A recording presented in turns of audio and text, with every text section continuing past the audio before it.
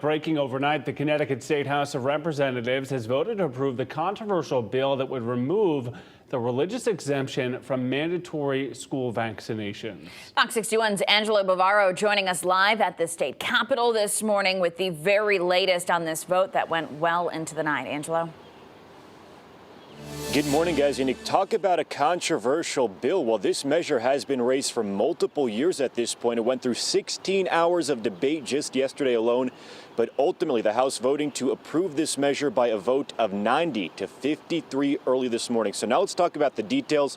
What exactly is in this bill, because it was amended yesterday. So this measure would get rid of the religious exemption starting on September 1st, 2022. Now, very important to note that an amendment did pass earlier yesterday on a bipartisan vote. That's going to allow students in kindergarten through 12th grade to continue claiming this exemption. An earlier version only allowed students in 7th grade and up to continue claiming the exemption. Now, overall, this is a major step forward in this debate that has been going on for years. Parents who are against this measure say this is just another way the government is trying to take their rights away as a parent to make decisions for their child. But on the other side, proponents say that this measure will further protect medically compromised children who cannot be vaccinated. Now, we saw all of that debate take form yesterday in the House chamber. Take a listen to some of that.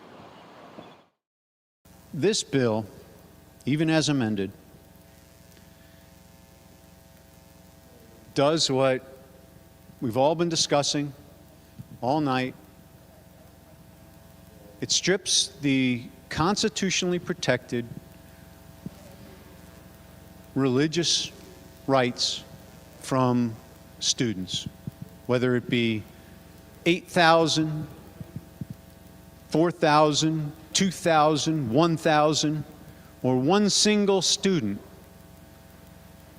It's still unconstitutional. As members of the Public Health Committee, as members of this body, we are here to protect others. The good news is that those children who will receive those medical exemptions, they themselves will be protected by that community immunity that we've heard so much about today. They will be protected as well. And that's the most important part of what we're to achieve here today. Now, I also want to point out that it's very important to note that this bill does not force children to be vaccinated. It does bar unvaccinated children, though, who do not qualify for some type of medical exemption you were just hearing from enrolling in school. Now, this vote does advance this bill. This measure does need approval by the Senate now.